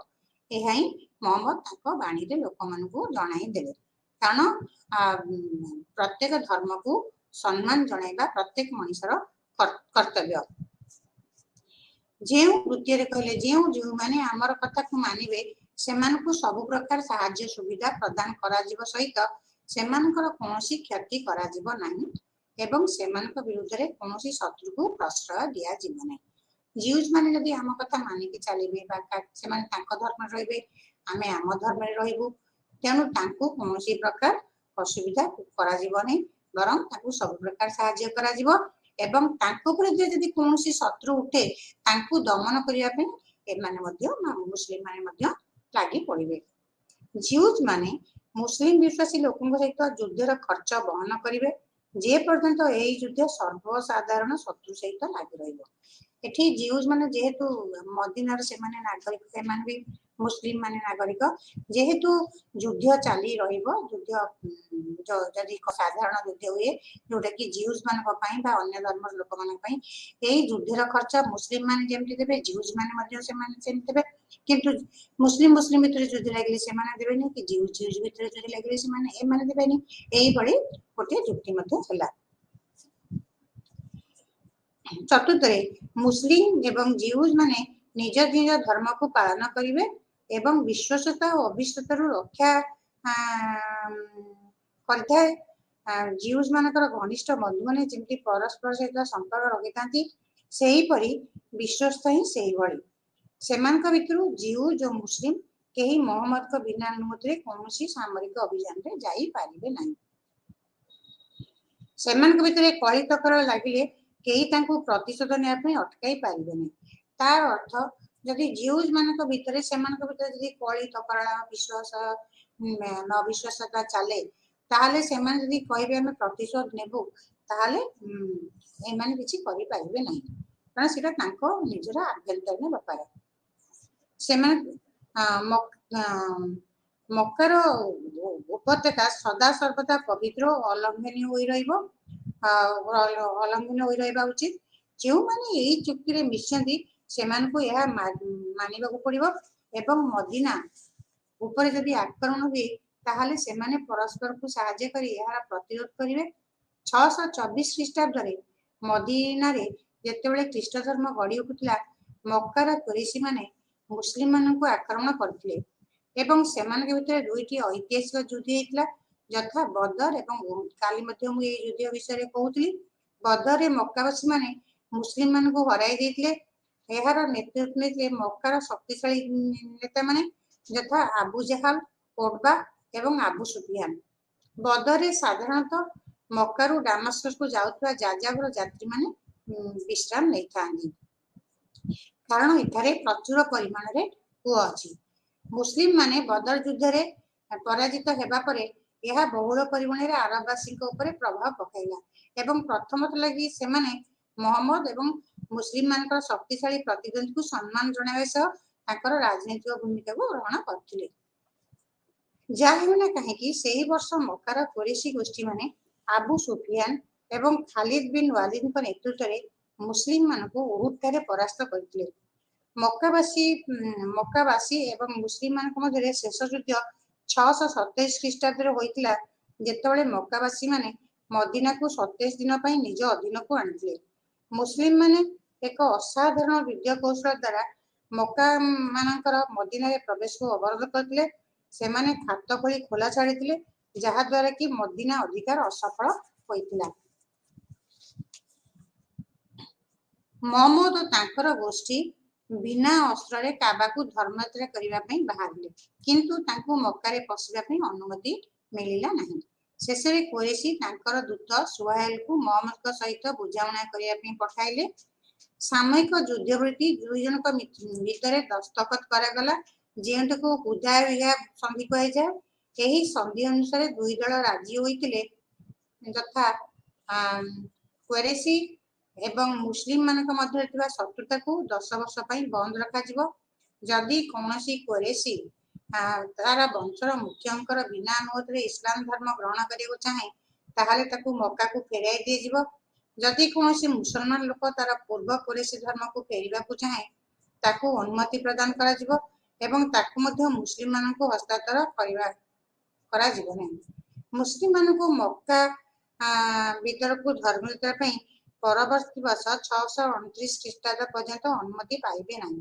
ମୁସଲିମ ମାନେ ସାଙ୍ଗରେ କେବଳ ପର୍ସିଆନ ଖଣ୍ଡା ଆଣିପାରିବେ। ଦ୍ୱିତୀୟରେ, ଏହି ସନ୍ଧି ଦ୍ୱାରା ମକ୍କାର କୁରେଶୀ ମାନେ ମଦିନାର ଇସଲାମିକ ରାଷ୍ଟ୍ରକୁ ବୈଧତା ପ୍ରଦାନ କଲେ ଏବଂ ମୁସଲିମ ମାନଙ୍କୁ ତାଙ୍କର ଧର୍ମ ବିଶ୍ୱାସ ସର୍ବସାଧାରଣରେ ପାଳନ କରିବା ଲାଗି ଅନୁମତି ପ୍ରଦାନ କଲେ ଏବଂ ଅନ୍ୟ ଗୋଷ୍ଠୀକୁ ମଧ୍ୟ ଏପରି କରିବା ଲାଗି ଅନୁମତି ଦେଲେ। କିନ୍ତୁ ଏହାର 2 ବର୍ଷ ପରେ କୁରେଶୀ ମାନେ ଏହି ସନ୍ଧିର ଖିଲାପ କଲେ, ଯାହାକି ମୁସଲମାନ ମାନଙ୍କୁ ଉତ୍ତେଜିତ କରିଥିଲା। ସେମାନେ ବିଶାଳ ସୈନ୍ୟବାହିନୀ ସଂଗଠିତ କରି 630 ଖ୍ରୀଷ୍ଟାବ୍ଦରେ ମକ୍କା ଉପରେ ବିଜୟ ଲାଭ କଲେ। ମକ୍କା ବିଜୟ ପରେ ମହମ୍ମଦଙ୍କ ଜୀବନର ଗତି ଶୀର୍ଷ ବିନ୍ଦୁରେ ପହଞ୍ଚିଲା ଏବଂ ସିଏ କାବାର ସବୁ ମୂର୍ତ୍ତିଗୁଡ଼ିକୁ ଶୁଦ୍ଧୀକରଣ କରିଥିଲେ ବା ଭାଙ୍ଗି ଦେଇଥିଲେ, ଯାହାକୁ କୁହାଯାଏ। ଆରବର ସମସ୍ତ ଗୋଷ୍ଠୀମାନେ ତାଙ୍କୁ ନେତା ବୋଲି ସ୍ୱୀକାର କଲେ ଏବଂ ସିଏ ମକ୍କାବାସୀଙ୍କ ପାଇଁ ସର୍ବକ୍ଷମା ଘୋଷଣା କଲେ। କାଲି ମଧ୍ୟ କହିଛି ସେ କଥା। ଏବଂ ତାପରେ ସାଙ୍ଗେ ସାଙ୍ଗେ ମଦିନାକୁ ଫେରିଗଲେ, ଯେଉଁଠାରେ କି ସିଏ 632 ଖ୍ରୀଷ୍ଟାବ୍ଦରେ ମୃତ୍ୟୁବରଣ କଲେ। ହିଜ୍ରାର 10 ବର୍ଷ ପର୍ଯ୍ୟନ୍ତ ମହମ୍ମଦ ଏକ ଘଟଣାବହୁଳ ଜୀବନ ଦେଇ ଅତିକ୍ରମ କରିଥିଲେ ଏବଂ ଏହି ସମୟରେ ମଦିନାରେ ରାଜ୍ୟ ପ୍ରତିଷ୍ଠା କରାଇଥିଲେ ଏବଂ ଉମାହ ନାମ୍ନୀ ଏକ ନୂତନ ଗୋଷ୍ଠୀ ତିଆରି ହୋଇଥିଲା, ଯେଉଁମାନେ କି ଏକ ସାଧାରଣ ବିଶ୍ୱାସର ଭାଗିଦାରୀ। ଏହା ଆରବର ପ୍ରଚଳିତ ରକ୍ତବନ୍ଧନ ଗୋଷ୍ଠୀ ସମ୍ପ୍ରଦାୟ ଠାରୁ ଅଲଗା ଥିଲା। ଆରବର ମଦିନା ଠାରୁ ଏକ ନୂତନ ମୁସଲିମ ସମାଜ ଗଢ଼ି ଉଠିଲା, କିନ୍ତୁ କଥିତ କାବ୍ୟିକ ପରମ୍ପରା ମଧ୍ୟ ଗଢ଼ି ଚାଲିଥିଲା। କାସିଦା, ଯାହା ପ୍ରଶଂସାର ଗୀତ, ମଧ୍ୟ ଲେଖା ଚାଲିଲା ଏବଂ ଅବଦୁଲ୍ଲା ଇବନ ରାୱାୟା, କାବ ଇବନ ମାଲିକ, ହାସାନ ବିନ୍ ତାହାଲବିତ ଏବଂ ମଦିନାର ଜଣେ ଅଧିବାସୀ ଏହି ପ୍ରଶଂସାର ପ୍ରଶସ୍ତି ଉଚ୍ଛ୍ୱସିତ କବିତା ଆକାରରେ ଲେଖି ଚାଲିଲେ। ଏମାନେ ସମସ୍ତେ ମହମ୍ମଦଙ୍କ ବିଶ୍ୱାସ ଓ ଧର୍ମ ପ୍ରଚାର କାର୍ଯ୍ୟକୁ ସମର୍ଥନ କରୁଥିଲେ। ଯେତେବେଳେ ବାନୁ ତାମିମ ର ଲୋକମାନେ ମହମ୍ମଦଙ୍କ ସହିତ ଯୁକ୍ତି କରୁଥିଲେ, ସେତେବେଳେ ତାଙ୍କର ମହାନ କବି ଆଜ ଜାବରୀ ଖାନ ବିନ୍ ବଦର ନାମୀ ମହମ୍ମଦକୁ ଆହ୍ୱାନ କରିଥିଲେ। ତତ୍କ୍ଷଣ ହାସାନ ବିନ୍ ତାହାବିତ ନାମକ ଜଣେ କବି ଏହାର ଉତ୍ତର ଦେଲେ ଏବଂ ବାନୁ ତାମିମ ମାନେ ନିଜର ପରାଜୟ ସ୍ୱୀକାର କଲେ। 632 ଖ୍ରୀଷ୍ଟାବ୍ଦରେ ମହମ୍ମଦଙ୍କ ମୃତ୍ୟୁ ମୁସଲିମ ସମାଜକୁ ଏକ ବଡ଼ ଧୋକା ଦେଇଥିଲା, କାରଣ ଏହା ଯେଉଁ ଶୂନ୍ୟସ୍ଥାନ ପୂରଣ କଲା ତାହା ଅପୂରଣୀୟ। ଉତ୍ତରାଧିକାରୀ ବାଛିବା ପାଇଁ ଅନେକ ସମସ୍ୟା ଦେଖାଗଲା। ମହମ୍ମଦ ମୃତ୍ୟୁ ପୂର୍ବରୁ କାହାକୁ ବି ନିଜର ଉତ୍ତରାଧିକାରୀ ରୂପେ ବାଛି ନଥିଲେ। ପୁଣି ଥରେ ଗୋଷ୍ଠୀମାନଙ୍କ ମଧ୍ୟରେ ପକ୍ଷପାତିତା ମୁଣ୍ଡ ଟେକିଲା। ବାନୁ ହାସିମଙ୍କ ବଂଶଧରମାନେ ଆଲିଙ୍କୁ ଉତ୍ତରାଧିକାରୀ ରୂପେ ବାଛିଲେ। ବିଦେଶାଗତ କୁରୈଶମାନେ ଆବୁ ବେକରଙ୍କୁ ସମର୍ଥନ କଲେ। ଆନସାର ମାନେ ସାଦ ବିନ୍ ଅବ୍ଦାଙ୍କୁ ସମର୍ଥନ ଜଣାଇଲେ। ଏହି 632ରେ ଏହାର ସମାଧାନ ହେଲା, କାରଣ ଆବୁ ବେକରଙ୍କୁ ସମସ୍ତେ ଇସଲାମର କ୍ୟାଲିଫ ବୋଲି ପସନ୍ଦ କଲେ ଏବଂ ସେ ଖଲିଫାତୁଲ ରସୁଲ ଉପାଧି ଗ୍ରହଣ କଲେ। ଅନେକ ଆରବ ଗୋଷ୍ଠୀ ମହମ୍ମଦଙ୍କ ମୃତ୍ୟୁ ପରେ ମଦିନାର ପ୍ରାଧାନ୍ୟକୁ ଟକ୍କର ଦେଲେ। ସେମାନେ ନିଜର ରାଜନୈତିକ ସ୍ୱତନ୍ତ୍ରତା ବଜାୟ ରଖିବାକୁ ଚେଷ୍ଟା କଲେ, ଏପରିକି କର ଦେବା ମଧ୍ୟ ବନ୍ଦ କରିଦେଲେ। ଆବୁ ବେକର ଏହିସବୁ ବିଦ୍ରୋହକୁ ବହୁତ ଜଲ୍ଦି ଯୁଦ୍ଧ ଦ୍ୱାରା ନିଷ୍କ୍ରିୟ କରିଦେଲେ। ଏହି ଯୁଦ୍ଧକୁ ଇତିହାସରେ ରିଡା ଯୁଦ୍ଧ ବୋଲି କୁହାଯାଏ। ଏହାକୁ ଇସଲାମିକ କାଲିଫେଟ କୁହାଯାଉଥିବା ରାଜନୈତିକ ସଂଗଠନ ଆଗକୁ ଆଗକୁ ବଢ଼ି ଚାଲିଲା ଏବଂ ଧର୍ମ ଓ ରାଜ୍ୟ ଭିତରେ ବନ୍ଧୁତ୍ୱପୂର୍ଣ୍ଣ ସମ୍ପର୍କ ସ୍ଥାପନ ହେଲା। ଆବୁ ବେକରଙ୍କ ପରେ 634 ଖ୍ରୀଷ୍ଟାବ୍ଦରେ ଉମର ଖଲିଫା ଉପାଧି ଗ୍ରହଣ କଲେ। ସେ 684 ଖ୍ରୀଷ୍ଟାବ୍ଦ ପର୍ଯ୍ୟନ୍ତ ଶାସନ କରିଥିଲେ। ତାଙ୍କ ଶାସନ ସମୟରେ କ୍ୟାଲିଫେଟର ଆଖି ଦୃଷ୍ଟିଆ ପରିବର୍ତ୍ତନ ଆସିଲା। ମଧ୍ୟଯୁଗରେ ସମୟାନୁକ୍ରମେ ଘଟଣାବଳୀ ଲେଖୁଥିବା ମୁସଲିମମାନେ ଲେଖିଛନ୍ତି ଯେ ଉମର ଶାସନ ଫଳରେ ଅନେକ ନୂଆ ନୂଆ ପଦ୍ଧତି ଚଳାଇଥିଲେ। ସେ କର ଆଦାୟ ପାଇଁ ଦିୱାନମାନଙ୍କୁ ନିଯୁକ୍ତି ଦେଲେ ଏବଂ ଅଫିସରମାନେ କେତେ ଦରମା ପାଇବେ ତାହା ମଧ୍ୟ ସ୍ଥିର କଲେ। ଏହାଛଡ଼ା ନୂଆ ନୂଆ ସରକାରୀ କାର୍ଯ୍ୟାଳୟମାନ ସ୍ଥାପନ କଲେ ଏବଂ ନୂତନ ପଦବୀ ମଧ୍ୟ ସୃଷ୍ଟି କଲେ। ସେଗୁଡ଼ିକ ହେଲା କାଦି ବା ଜଜ୍, କାଜି ଯାହାକୁ ଆମେ ଏବେ କାଜି ବୋଲି କହୁଛୁ, ଅର୍ଥ ବିଭାଗ ଯାହାକୁ ବାୟତ ଉଲ ମଲ ବୋଲି କୁହାଯାଉଥିଲା, ହିଜରୀ ପଞ୍ଜିକାର ଉଦ୍ଭାବନ ଏବଂ ସାମରିକ ବିଭାଗ ମଧ୍ୟ ନୂଆ କରି ସେ ବସେଇଲେ। ତାଙ୍କ ସମୟରେ ଉମର ତାଙ୍କର ଜଣେ ଦକ୍ଷ ପ୍ରଧାନ ସାମରିକ ମୁଖ୍ୟ ଖାଲିଦ ଅବୁଲ ଉବୈଦୁଲ୍ଲା ଓ ଆମ୍ରି ବିନ୍ ଆଲାଙ୍କ ସାହାଯ୍ୟରେ ଅନେକ ଯୁଦ୍ଧ କରି ସିରିଆ, ଇଜିପ୍ଟ, ଇରାକ, ଲେଭାଣ୍ଟ, ପାଲେଷ୍ଟାଇନ ଇତ୍ୟାଦି ବିଜାଣ୍ଟାଇନ ସାମ୍ରାଜ୍ୟର ବଡ଼ ବଡ଼ ଅଞ୍ଚଳକୁ ବିଜୟ କରିବା ସଙ୍ଗେ ସଙ୍ଗେ ସାସାନିଡ ସାମ୍ରାଜ୍ୟକୁ ମଧ୍ୟ ବିଜୟ କଲେ। ଏହା ତାଙ୍କ ଅଦ୍ୱିତୀୟ ସାମରିକ ଶକ୍ତିର ପରିଚୟ ପ୍ରଦାନ କରେ। ଏହି ପ୍ରଥମ ଦୁଇ ଖଲିଫା ଯଥା ଆବୁ ବେକର ଓ ଉମରଙ୍କୁ ମୁସଲିମ କ୍ରୋନିକଲର୍ସ ମାନେ କେନ୍ଦ୍ରବିନ୍ଦୁ ବୋଲି ବର୍ଣ୍ଣନା କରିଛନ୍ତି, କାରଣ ଦୁଇ ଜଣ ଯାକ ନିଜର ରାଜନୈତିକ କୌଶଳକୁ ସଠିକ ମାର୍ଗରେ ପରିଚାଳିତ କରି ଆରବର ରାଜନୈତିକ ଓ ଧାର୍ମିକ ସମ୍ପର୍କରେ ଏକତ୍ୱ ଆଣିଥିଲେ। ସେଇଥିପାଇଁ ଉମରଙ୍କ ନାମ ସ୍ୱର୍ଣ୍ଣାକ୍ଷରରେ ଲିପିବଦ୍ଧ ହୋଇ ରହିଛି। 637 ଖ୍ରୀଷ୍ଟାବ୍ଦ ଉମରଙ୍କ ରାଜତ୍ୱ ସମୟରେ ୟାରମୁକ ଏବଂ କାସିଦିଆ ଯୁଦ୍ଧରେ ବିଜାଣ୍ଟାଇନ ଓ ପର୍ସିଆନ ସାସାନିଡମାନଙ୍କୁ ପରାସ୍ତ କରିଥିଲେ। 637 ଖ୍ରୀଷ୍ଟାବ୍ଦରେ ଆନାଟୋଲିଆ ଓ ଜେରୁଜେଲମ ତାଙ୍କ ହାତ ମୁଠକୁ ଆସିଲା। ରାଜନୈତିକ ତ୍ରଣାକର୍ତ୍ତା ହିସାବରେ ଉମର ନିଜେ ଜେରୁଜେଲମର ଚାବି ଗ୍ରହଣ କରିଥିଲେ। ତଥାପି ଅନ୍ୟ ସବୁ ଧର୍ମର ଲୋକମାନଙ୍କୁ ଏପରିକି ଜିଉଜମାନଙ୍କୁ ଧାର୍ମିକ ସ୍ୱାଧୀନତା ପ୍ରଦାନ କରିଥିଲେ। ଉମର ଅନେକ ସହର ପ୍ରତିଷ୍ଠା କରିଥିଲେ। ସେଗୁଡ଼ିକ ହେଲା କୁଫ, ବାସରା ଓ ଫୁସ୍ତାଟ। ଏହି ନୂତନ ବିଜିତ ରାଷ୍ଟ୍ରମାନଙ୍କରେ ସେ ପ୍ରାଦେଶିକ ଶାସନକର୍ତ୍ତା ଅମୀରମାନଙ୍କୁ ନିଯୁକ୍ତି ଦେଇଥିଲେ ଏମାନଙ୍କୁ ଏହି ରାଜ୍ୟର ଶାସନ ଭାର ଅର୍ପଣ କରିଥିଲେ। ଉଦାହରଣ ସ୍ୱରୂପ ଉମର ୟାଜିଦ ବିନ୍ ସୁଫିଆନଙ୍କୁ ଗଭର୍ଣ୍ଣର ରୂପେ ନିଯୁକ୍ତି କରିଥିଲେ। ୟାଜିଦ ବିନ୍ଙ୍କ ମୃତ୍ୟୁ ପରେ ତାଙ୍କ ଭ୍ରାତା ମୁଆୱିୟା ଫାର୍ଷ୍ଟଙ୍କୁ ନିଯୁକ୍ତି ଦେଇଥିଲେ, ଯିଏକି ପରେ ଉମାୟଦ ବଂଶର ପ୍ରତିଷ୍ଠାତା ହେଲେ। ଉମରଙ୍କ ପରେ ଉସ୍ମାନଙ୍କୁ ଶୁରା 6 ଜଣ ସଦସ୍ୟ ବିଶିଷ୍ଟ ପଦବୀ, କାରଣ ସେତେବେଳେ ତ କେହି ତାକୁ ନମିନେଟ୍ ବା ମନୋନୀତ କରୁନଥିଲେ।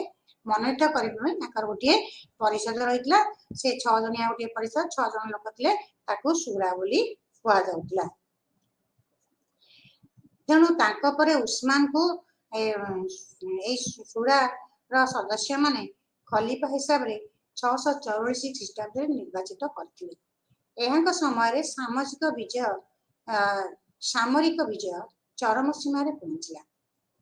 ଏହା ମ୍ୟାଥ୍ରିବ୍ ବା ମୋରୋକୋ ଠାରୁ ସିନ୍ଧ ପର୍ଯ୍ୟନ୍ତ ବ୍ୟାପି ଯାଇଥିଲା ଏବଂ ବ୍ୟବସାୟ ବାଣିଜ୍ୟରେ ଅନେକ ଉନ୍ନତି ପରିଲକ୍ଷିତ ହେଲା। ମୁଦ୍ରା ପ୍ରଚଳନ ଆରମ୍ଭ ହେଲା ଏବଂ ମୁସଲିମ ଧର୍ମଗ୍ରନ୍ଥ ଗୁଡ଼ିକର ସଂହିତାକରଣ ହେଲା। ଉସ୍ମାନ ମାନଙ୍କ ସାମ୍ରାଜ୍ୟ ଉମରଙ୍କ ଭଳି ଶାସନ କୈନ୍ଦ୍ରିକ ନଥିଲା, କାରଣ ସେ ଏତେ ରାଜ୍ୟ ଜୟ କରିଥିଲେ ଯେ ତାହାକୁ ଗୋଟିଏ ଜାଗାରୁ ଶାସନ କରିବା ସମ୍ଭବପର ହୋଇନଥିଲା, ଯଦ୍ୱାରା ସେ ପ୍ରାଦେଶିକ ଶାସନକର୍ତ୍ତାଙ୍କୁ ନିଯୁକ୍ତି ଦେଇଥିଲେ। କାରଣ ଉମରଙ୍କ ସମୟରେ କେବଳ ଆରବ ଭିତରେ କରୁଥିଲେ, ଇଏ ତ ଆହୁରି ବହୁତ ଜାଗାକୁ ନିଜ ଅଧୀନକୁ ଆଣିଲେ। ତେଣୁ ଆରବରେ ରହି ଅନ୍ୟାନ୍ୟ ଜାଗାକୁ ଶାସନ କରିବା ମଧ୍ୟ କଷ୍ଟକର ହୋଇପଡ଼ିଲା। ତେଣୁ ଯୋଉ ଯୋଉ ଜାଗାକୁ ସେ ବିଜୟ କରିଥିଲେ ସେଇ ଜାଗାରେ ସେ ତାଙ୍କର ପ୍ରତିନିଧି ମାନଙ୍କୁ ନିଯୁକ୍ତି ଦେଇଥିଲେ, ଯୋଉମାନଙ୍କୁ କି ଗଭର୍ଣ୍ଣର ବା ପ୍ରାଦେଶିକ ଶାସନକର୍ତ୍ତା ବୋଲି କୁହାଯାଉଥିଲା ଏବଂ ସେଇମାନେ ସେଇ ଜାଗାରେ ସବୁ ଶାସନ କରୁଥିଲେ। ଏତେ ସବୁ ସାମରିକ ଓ ଭୌତିକ ବିକାଶ ପରେ ବି ତାଙ୍କ ଶାସନ କାଳରେ ବିଦ୍ରୋହର ଧ୍ୱନି ଇଜିପ୍ଟ, କୁଫା ଓ ବାସରା ସହରରେ ଉଠିଥିଲା। ଯେଉଁମାନେ କି ଉସ୍ମାନଙ୍କୁ ସ୍ୱଜନ ତୋଷଣ, ତହବିଲ ତୋଷାରୋପ ଏବଂ ନିଜର ରକ୍ତ ସମ୍ପର୍କୀୟ ଲୋକଙ୍କୁ ସବୁ ବଡ଼ ବଡ଼ ପଦବୀରେ ନିଯୁକ୍ତି ଦେବା ଓ ବଡ଼ ବଡ଼ କାର୍ଯ୍ୟାଳୟକୁ ଏକଚାଟିଆ ଅଧିକାରରେ ରଖିବାର ଦୋଷ ଲଦି ଦେଇଥିଲେ। ଆକ୍ଚୁଆଲି ଏଇଠି ଯୋଉ ଆମେ ଦେଖୁଛୁ ଉସ୍ମାନ ବା ତାଙ୍କୁ ଉଥମାନ ବୋଲି କୁହାଯାଏ, ସେ ନିଜର ସମସ୍ତ ରକ୍ତ ସମ୍ପର୍କୀୟକୁ ଯେତେ ବଡ଼ ବଡ଼ ପଦ ପଦବୀ ଅଛି ଏବଂ ଏଭଳିକି ଗଭର୍ଣ୍ଣର ରୂପେ ବିଭିନ୍ନ ଜାଗାକୁ ସିଏ ପଠେଇଥିଲେ ଏବଂ ଅନ୍ୟ ଲୋକମାନଙ୍କୁ ମଧ୍ୟ ଅଣଦେଖା କରିଥିଲେ, ଯାହାକୁ ଅନ୍ୟମାନେ ବି କହିଲେ ରାଜକୋଷ ବା ତହବିଲରୁ ସେ ମଧ୍ୟ ଅର୍ଥ ଆତ୍ମସାତ କରୁଥିଲେ ବୋଲି ମଧ୍ୟ ତାଙ୍କ ନାଁରେ ଦୁର୍ନାମ ରଖିଥିଲେ। ତେବେ ଯାହା ହଉ, ଏଇ ସବୁ ପାଇଁ ଆମେ ଦେଖିଲୁ ଯେ 3ଟା ଜାଗାରେ ତାଙ୍କ ବିରୁଦ୍ଧରେ ବିଦ୍ରୋହ ଆସିଲା। ସେଗୁଡ଼ିକ ହେଲା ଇଜିପ୍ଟ, କୁଫା ଓ ବାସରା।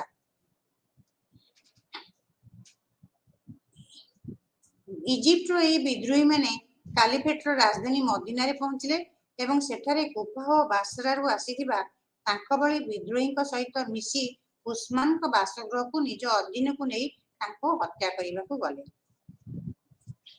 ଇଜିପ୍ଟ, କୁଫା ଏବଂ ବାସରାରେ ଏହି ବିଦ୍ରୋହୀମାନେ ଅଲି ଜୁବେର ତଲ୍ହା 3ଟି ବ୍ୟକ୍ତିଙ୍କୁ ଏକଜୁଟ ହୋଇ ସେମାନଙ୍କୁ ଖଲିଫା ହେବା ପାଇଁ ନିବେଦନ କଲେ।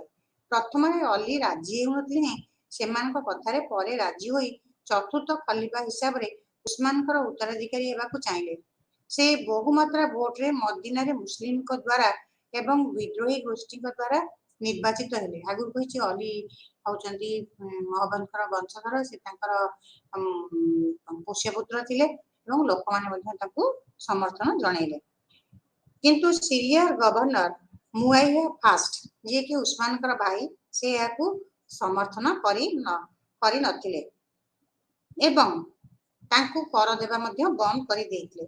7ମ ଶତାବ୍ଦୀର ଅର୍ଦ୍ଧଭାଗରେ ଆଲି ଯେତେବେଳେ ଖଲିଫାର ନେତୃତ୍ୱ ନେଲେ ସେତେବେଳେ ମୁସଲିମ ରାଜ୍ୟମାନଙ୍କରେ ଆଭ୍ୟନ୍ତରୀଣ ରାଜନୈତିକ ଗଣ୍ଡଗୋଳ ଦେଖାଗଲା ଏବଂ ଭିନ୍ନ ମତବାଦ ଗୋଷ୍ଠୀର ଲୋକମାନେ ମଧ୍ୟ ପରସ୍ପର ସହିତ ଅସହଯୋଗୀ ଥିଲେ।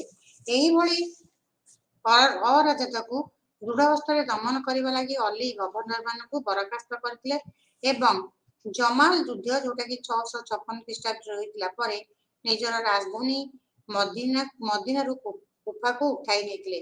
ଏହାର କାରଣ ଥିଲା କୁଫାରେ ରହି ସେ ସୈନ୍ୟମାନଙ୍କୁ ଓ ସାମରିକ ପରିସୀମାକୁ ନିଜ ଅକ୍ତିଆରରେ ରଖିପାରିବେ।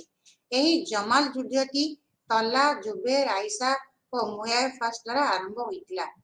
ଉସ୍ମାନଙ୍କ ହତ୍ୟାର ପ୍ରତିଶୋଧ ନେବା ଲାଗି ମୁଆଇୟା ଫାଷ୍ଟ ପ୍ରତିଜ୍ଞା କରିଥିଲେ ଯେ ଯେପର୍ଯ୍ୟନ୍ତ ସେ ଉସ୍ମାନଙ୍କ ହତ୍ୟାର ପ୍ରତିଶୋଧ ନେଇନାହାନ୍ତି ସେ ପର୍ଯ୍ୟନ୍ତ ଅଲିକୁ ତାଙ୍କର ବିଶ୍ୱସ୍ତତା ପ୍ରଦର୍ଶନ କରିବେ ନାହିଁ। ଏହି ଯୁଦ୍ଧଟି ଅଲିଙ୍କର ସମର୍ଥକ ଓ ମୁଆଇୟା ଫାଷ୍ଟଙ୍କ ମଧ୍ୟରେ ହୋଇଥିଲା। 2 ଜଣ ଯାକ ଶିଆ ଗୋଷ୍ଠୀର ଥିଲେ। ଏହି ରାଜନୈତିକ ଅସ୍ଥିରତା ପୁଣି 657 ଖ୍ରୀଷ୍ଟାବ୍ଦରେ ଆଉ ଏକ ଯୁଦ୍ଧ କରାଇଥିଲେ, ଯାହାକୁ ସିଫିନ୍ ଯୁଦ୍ଧ କୁହାଯାଏ। ଲୋକମାନେ ଏହାକୁ ପ୍ରଥମ ଫିତ୍ନା ବା ଗୃହ ଯୁଦ୍ଧ ବୋଲି ଅଭିହିତ କରିଛନ୍ତି। ଯେତେବେଳେ ଘମାଘୋଟ ଯୁଦ୍ଧ ଲାଗିଲା ଏବଂ ମାରୁଆ ଫେଷ୍ଟଙ୍କର ସୈନ୍ୟ ଦଳ ପରାଜୟର ଦ୍ୱାରଦେଶରେ ପହଞ୍ଚିଲେ, ଠିକ୍ ସେତିକିବେଳେ ଦୁଇ ପକ୍ଷ ରାଜି ହୋଇ ଏହି ଯୁଦ୍ଧକୁ ମଧ୍ୟସ୍ଥତା ମାଧ୍ୟମରେ ସମାଧାନ କରିବାକୁ ଚାହିଁଲେ। ସେଇଠି ହେଉଛି ଖଲିଫାଙ୍କର ଉତ୍ତରାଧିକାରୀ କିଏ ହେବ। ଇତ୍ୟବସରେ ବେଦୁଇନଙ୍କର ଗୋଟିଏ ଦଳ ସିଫିନ୍ ଯୁଦ୍ଧ ପରେ ବିଦ୍ରୋହ କଲେ। ସେମାନଙ୍କୁ ଖାରିଜାଇଟ୍ସ ବା ବିଚ୍ଛେଦକାରୀ କୁହାଯାଉଥିଲା। ଏହି ଦଳଟି ଆଲିଙ୍କର ଆର୍ମିରୁ ବାହାରି ଯାଇଥିଲେ। ସେମାନଙ୍କର ସମୂହ ଧ୍ୱନି ଥିଲା ଲା ଇମାରା, ତା ଅର୍ଥ ସରକାରଙ୍କୁ ନା। ଏହି ସମତାବାଦୀ ରାଷ୍ଟ୍ର ବିପ୍ଳବକୁ ନାଲି ଉତ୍ତର ଦେଇଥିଲେ, ଗୋଟିଏ ସରକାର ରହିବା ଦରକାର, ଏହା ଭଲ ହେଉ ବା ମନ୍ଦ ହେଉ। ମୁସଲିମମାନଙ୍କ ଭିତରେ କଳହ ସଦାସର୍ବଦା ଏବଂ ସବୁ ସ୍ଥାନରେ ଲାଗି ରହିଥିଲା। ଖାରିଜିସ୍ ମାନଙ୍କର ବିଦ୍ରୋହ ଏବଂ ବେଦୁଇନ ମାନଙ୍କର ଛାଡ଼ି ପଳାଇବା ଏହି ପ୍ରକାର ସର୍ତ୍ତକୁ ଅନୁମୋଦନ କରୁଛି। 661 ଖ୍ରୀଷ୍ଟାବ୍ଦ ଜାନୁଆରୀ ମାସରେ ଅଲି ଯେତେବେଳେ କୁଫାର ଗୋଟିଏ ବଡ଼ ମସ୍କରେ ପ୍ରାର୍ଥନା କରୁଥିଲେ, ଖାରିଜାଇଟ୍ ଗୋଷ୍ଠୀର ଜଣେ ଲୋକ ଇବନ୍ ମୁଲଜାମ ତାଙ୍କୁ ହତ୍ୟା କରିଥିଲେ। ଏହାପରେ ମୁୟା ଫାଷ୍ଟ ଖଲିଫା ପାଇଁ ଦାବିଦାର ହେଲେ। ସିଏ ଆଲିଙ୍କର ବଡ଼ ପୁଅ ହାସାନଙ୍କ ସହିତ ସନ୍ଧି କରି ଗୃହ ଯୁଦ୍ଧ ବନ୍ଦ କରି ଶାନ୍ତି ପ୍ରତିଷ୍ଠା କଲେ ଏବଂ କାଲିଫେଟକୁ ଦୀର୍ଘ 20 ବର୍ଷ ଧରି 661ରୁ 681 ଖ୍ରୀଷ୍ଟାବ୍ଦ ପର୍ଯ୍ୟନ୍ତ ଶାସନ କଲେ ଏବଂ ସିରିଆର ଡାମାସ୍କସକୁ ନିଜର ରାଜଧାନୀ କଲେ। ସେ ଆରବରେ ନିଜ ରାଜଧାନୀ ନକରି ଡାମାସ୍କସ ସିରିଆର ଗଭର୍ଣ୍ଣର ଥିଲେ, ତାକୁ ନିଜର ରାଜଧାନୀ କଲେ ଏବଂ ସିଏ ଦେଖିଲେ ଯେ ଏତେ ବଡ଼ ସାମ୍ରାଜ୍ୟକୁ ଶାସନ କରିବାକୁ ହେଲେ ଆଉ ଗୋଟେ କେନ୍ଦ୍ରବିନ୍ଦୁରେ ରହିବା ଦରକାର। ସେଥିପାଇଁ ସିଏ ପସନ୍ଦ କଲେ ସିରିଆର ଡାମାସ୍କସ। ମୁୟା ଫାଷ୍ଟ ଉମାଦ ବଂଶର କ୍ୟୁରେସି ଗୋଷ୍ଠୀର ପୁତ୍ର। ଉମାୟଦ ବଂଶ ସ୍ଥାପନ କରି ଡାମାସ୍କସକୁ ନିଜ ରାଜଧାନୀ କଲେ। ତାଙ୍କର ମୃତ୍ୟୁ ପୂର୍ବରୁ ସେ ହେଉଥିବା ଉତ୍ତରାଧିକାରୀ ଗଣ୍ଡଗୋଳକୁ ରୋକିବାକୁ ନିଜର ପୁତ୍ର ୟାଜିଦକୁ ମନୋନୀତ କରିଥିଲେ।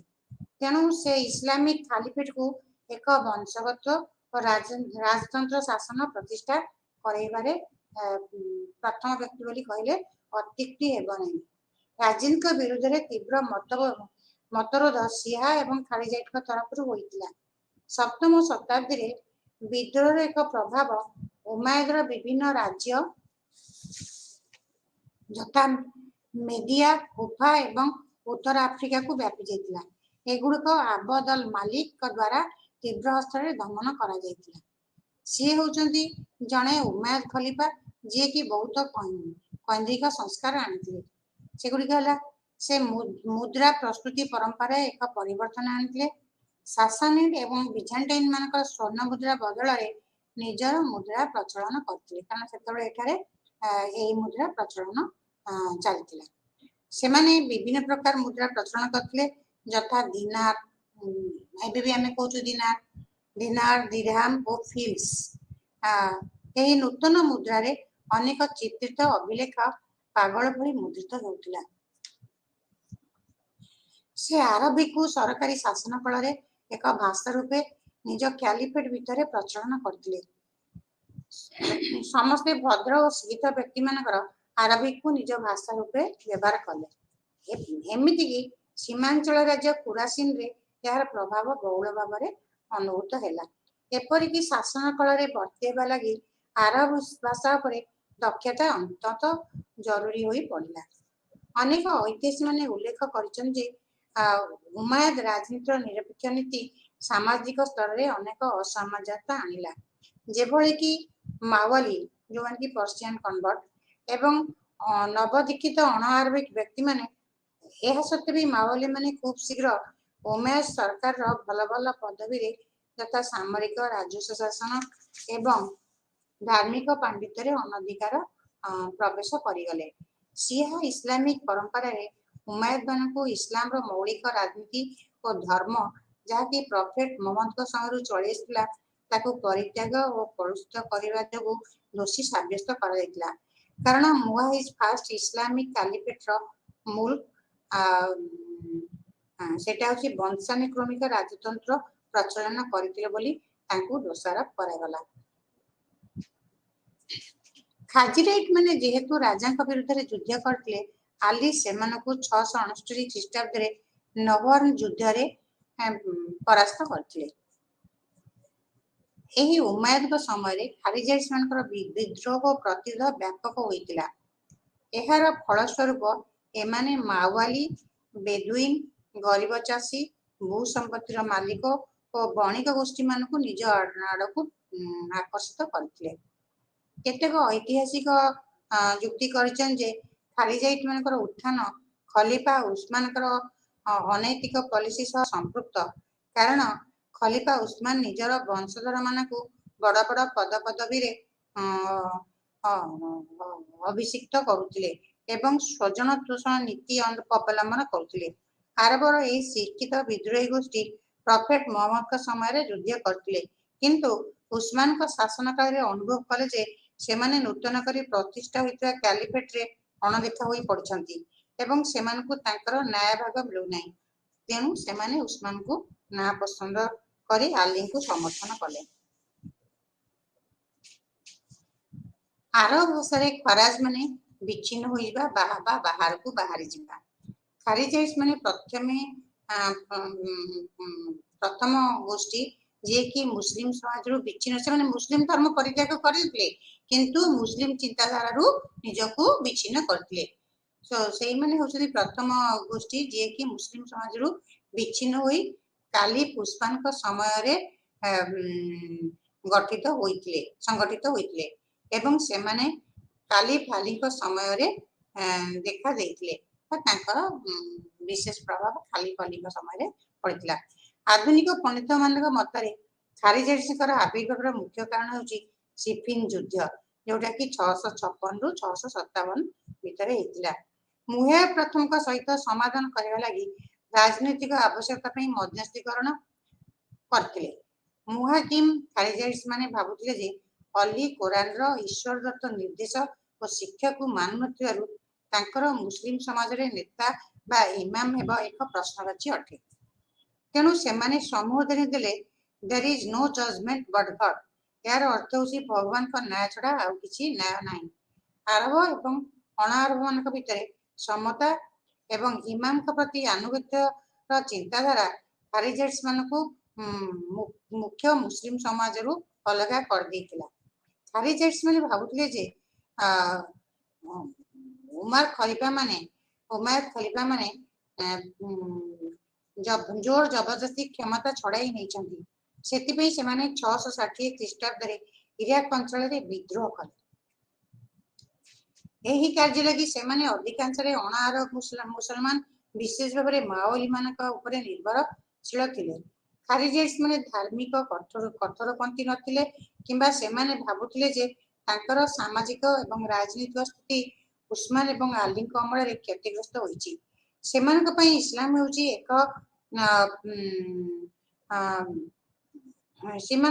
ହେଉଛି ଏକ ଜୀବନଧାରା ଯାହା ସମାଜରେ ଥିବା ଅସମାନତାକୁ ସନ୍ତୁଳିତ କରି ରଖିଥାଏ ଏବଂ ଏହା ସମାଜରେ ଏକତା ଆଣିବା ଲାଗି ଏକ ମାଧ୍ୟମ। ଅନେକ କବିତାରେ ସେମାନେ ଲେଖିଛନ୍ତି ଯେ ଯେଉଁ ଲୋକମାନଙ୍କୁ ଅଲଗା ଅଲଗା କରିବା ଲାଗି ପ୍ରତିଷ୍ଠା ନୁହେଁ ବରଂ ମଣିଷର ବ୍ୟକ୍ତିଗତ ବିଶ୍ୱାସ ହିଁ ଦାୟୀ। ଖାରିଜାଇଟ୍ସମାନେ କହୁଥିଲେ ଯେ କେବଳ କୁରେଶୀ ଗୋଷ୍ଠୀର କିମ୍ବା ଆରବର ଲୋକ ଇମାମ ହୋଇପାରିବେ, ଏହା ଠିକ ନୁହେଁ। ଯେକୌଣସି ଲୋକ ଇମାମ ହୋଇପାରିବ ଯିଏକି ଭଗବାନଙ୍କର ପ୍ରତିନିଧି ହିସାବରେ ଦୁର୍ନୀତି ଓ ଅତ୍ୟାଚାରରୁ ଦୂରରେ ଥିବେ ଏବଂ ଏହା ଶିଆ ମୁସଲମାନ ଚାହୁଁନଥିଲେ। ଆବୁ ବେକର ଏବଂ ଉମର କୋରାନ ନୀତି ପ୍ରତି ପ୍ରତିବଦ୍ଧ ଥିଲେ ଏବଂ ଲୋକମାନଙ୍କୁ ସେହି ହିସାବରେ ଶାସନ କରୁଥିଲେ।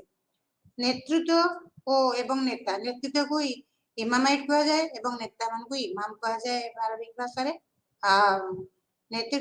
ନେତା ସେ ପର୍ଯ୍ୟନ୍ତ ବୈଧ ଶାସନକର୍ତ୍ତା ହୋଇ ରହିବେ ଯେ ପର୍ଯ୍ୟନ୍ତ ସେମାନେ ଭଗବାନଙ୍କ ଇଚ୍ଛାକୁ ପରିପୂର୍ଣ୍ଣ କରୁଥିବେ। ଜଣେ ଇମାମ ଯଦି ଅତ୍ୟାଚାରୀ ହୁଏ ଏବଂ ଇସଲାମ ଧର୍ମର ରୀତିନୀତିକୁ ଅଣଦେଖା କରେ ତାହେଲେ ତାକୁ ବିତାଡ଼ିତ କରି ଆଉ ଅନ୍ୟ ଜଣେ ଯିଏ କି ଇସଲାମର ରୀତିନୀତି ପ୍ରତି ପ୍ରତିଜ୍ଞାବଦ୍ଧତିରେ ତାକୁ ଶାସନ ଗାଦିରେ ବସାଇବେ।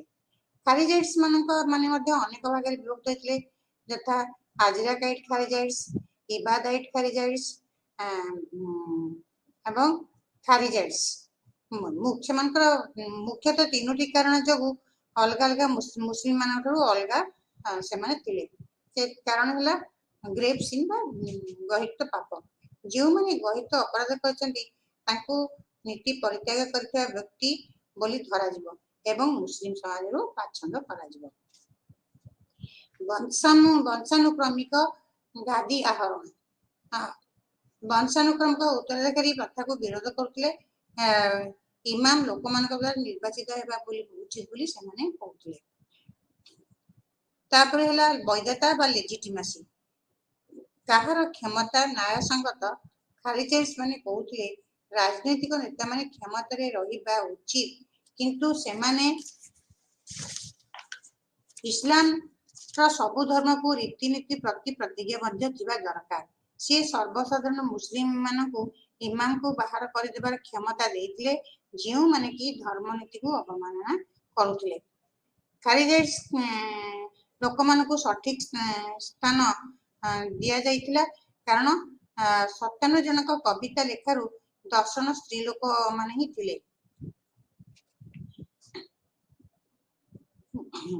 ଗୋଟିଏ ଦଳ ମୁଖ୍ୟ ସ୍ରୋତରୁ ଅଲଗା ହୋଇଯିବାକୁ ସେକ୍ଟ ବା ସମ୍ପ୍ରଦାୟ ବୋଲି କୁହାଯାଏ, ଯାହାକୁ ଆରବ ଭାଷାରେ ତଇଫା କିମ୍ବା ଫିରକା କୁହାଯାଏ।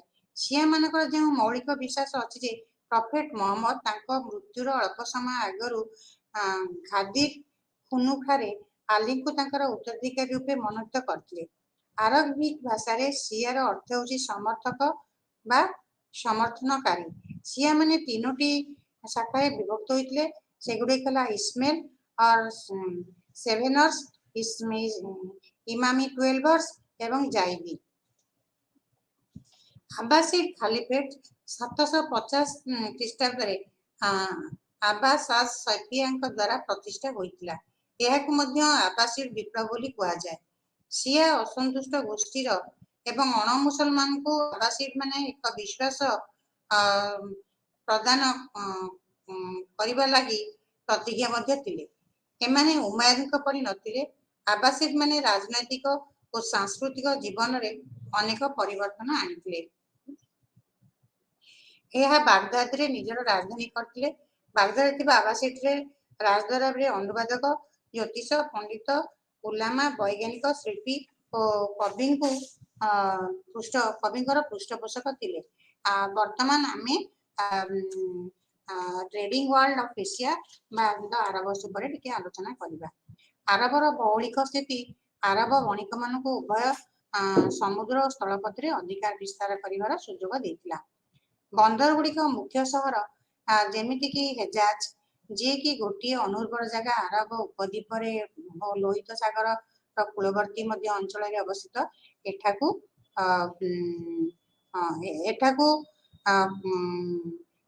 କଦବା କେମିତି ଦକ୍ଷିଣ ପଶ୍ଚିମ ମୌସୁମୀ ବାୟୁ ପ୍ରବାହିତ ହୁଏ। ଏଇଠି ହିଁ ବ୍ୟାପାର ପାଇଁ ରାସ୍ତା ସୃଷ୍ଟି କରିଦେଇଥିଲା ଏବଂ ଏହି ଅଞ୍ଚଳରେ ସାମାଜିକ ଓ ଅର୍ଥନୈତିକ ଆବଶ୍ୟକତା ଆମେରିକା ଓ ଅଷ୍ଟ୍ରିଆରୁ ଆବିଷ୍କାର ପୂର୍ବରୁ ଏସିଆର ବାଣିଜ୍ୟ ମହାଦେଶ ସହିତ ସମ୍ପୃକ୍ତ ଥିଲା। ସେଗୁଡ଼ିକ ହେଲା ଆଫ୍ରିକା ଏବଂ ୟୁରୋପ।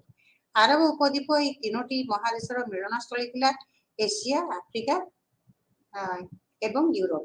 ଏହା ୟୁରୋପ ଏବଂ ଆଫ୍ରିକାକୁ ସଂଲଗ୍ନ ହୋଇ ରହିଥିଲା। ଇଣ୍ଡିଆନ ଏବଂ ଚାଇନିଜର ବଣିକମାନେ ପର୍ସିଆର ବାଟ ଦେଇ ଅନ୍ୟ ଜାଗାକୁ ବ୍ୟାପାର ବାଣିଜ୍ୟ କରିବାକୁ ଯାଉଥିଲେ। ଆରବ ଦେଶର ସାମରିକ ତଟବର୍ତ୍ତୀ ଅଞ୍ଚଳରେ ପ୍ରାୟ ସବୁ ସାମୁଦ୍ରିକ ପଥକୁ ସ୍ପର୍ଶ କରିଥିଲା। ଏହା ଭୂମଧ୍ୟ ସାଗର ହେଉ କିମ୍ବା ଭାରତ ମହାସାଗର ହେଉ ଅଥବା ଲୋହିତ ସାଗର ହେଉ କିମ୍ବା ପର୍ସିଆନ ଗଲ୍ଫ ହେଉ। ଆରବର ଏହି ଭୌଗୋଳିକ ସ୍ଥିତି ଆରବକୁ ସମଗ୍ର ପୃଥିବୀରେ ବାଣିଜ୍ୟ କାରବାରରେ ଆଧିପତ୍ୟ ବିସ୍ତାର କରିବା ଲାଗି ସୁଯୋଗ ଦେଇଥିଲା। ଇସଲାମର ଆଗମନ ପୂର୍ବରୁ ପ୍ରାୟ 7ମ ଶତାବ୍ଦୀ ବେଳକୁ ମଧ୍ୟପ୍ରାଚ୍ୟ, ଦକ୍ଷିଣ ଏସିଆ ଏବଂ ଆଫ୍ରିକାର ଉତ୍ତର ପୂର୍ବ ଭାଗକୁ ନେଇ ଗଠିତ ହୋଇଥିଲା। ଏହାର ମୁଖ୍ୟତଃ ଦୁଇଟି କେନ୍ଦ୍ର ଥିଲା, ସେଗୁଡ଼ିକ ହେଲା ବିଜାଣ୍ଟାଇନ ଏବଂ ସାସାନିଆନ। 629 ଖ୍ରୀଷ୍ଟାବ୍ଦ ବେଳକୁ ଆଉ गोटे शक्तिर उद्रेक यही अंचल है सेमाने प्रॉफिट मोहम्मद को नेतृत्वाधीन अरब मुस्लिम्स मोहम्मद प्रथमे वाणिज्य गोष्ठी को बिजान्टाइन रो सीरिया को 629 ख्रीष्टाब्द रे पठाइथिले तांकर एही अभियान दुईटी शक्ति को तथा सासानियन और बिजान्टाइन को संकेत कर देइथिला मोहम्मद को मृत्यु पर ठीक 3 वर्ष पर 642 ठीक 10 वर्ष पर 642 रे अरबर मुस्लिम माने ईरान रो विशाल भूखंड को निज अधीन को आनिथिले एवं या छड़ा इराक एवं बिजान्टाइन सीरिया मध्य निज अधीन को आनिथिले सप्तम शताब्दी षष्ठ दशक शेष भाग ईरान एवं बिजान्टाइन मान साम्राज्य अरब मुस्लिम मान द्वारा टली पड़ता संभवतः व्यवसाय इस्लाम सभ्यतार एक विशिष्ट अर्थनैतिक जबान थिला अरब मुस्लिम द्वारा बिजान्टाइन इजिप्ट सीरिया इरानियन इराक एवं ईरान नियंत्रण अरबर अन्य बणिक मान व्यवसाय कार्यकलाप बढ़ाइबा लगी प्रोत्साहन प्रदान करथिला कारण प्राय समग्र सामुद्रिक वाणिज्य रास्ता सीधा सड़क अरब मुसलमान को अख्तियार को आसी जाइतिला अरबर सीरिया और इजिप्ट तटवर्ती अंचल भूमध्य सागर सीमा गुड़ी को स्पर्श करथिला एवं गल्फ ऑफ एडेन येमेन ठारू साउथ अफ्रिकार सोमालिया पर्यंत रास्ता खोली देइतिला एहा छड़ा अरब बणिक माने भारतर महासागर और एकचाटिया व्यापार करिबारे सुविधा पाइले चाइना एवं इंडियन बाजार रे इराक एवं ईरान रो विलासवेशन सामग्री को बहु परिमाण रे व्यवसाय करिबा लागि अरब व्यापारी माने पर्शियन गल्फ जो पाइले बर्तमान सबु सामुद्रिक पथ स्थलपथ अरब बणिक मान अधीन रे रहिबारु तांकु व्यापार वाणिज्य करा लागि सुविधा हैला आज कार्यक्रम एठी रखुची नमस्कार।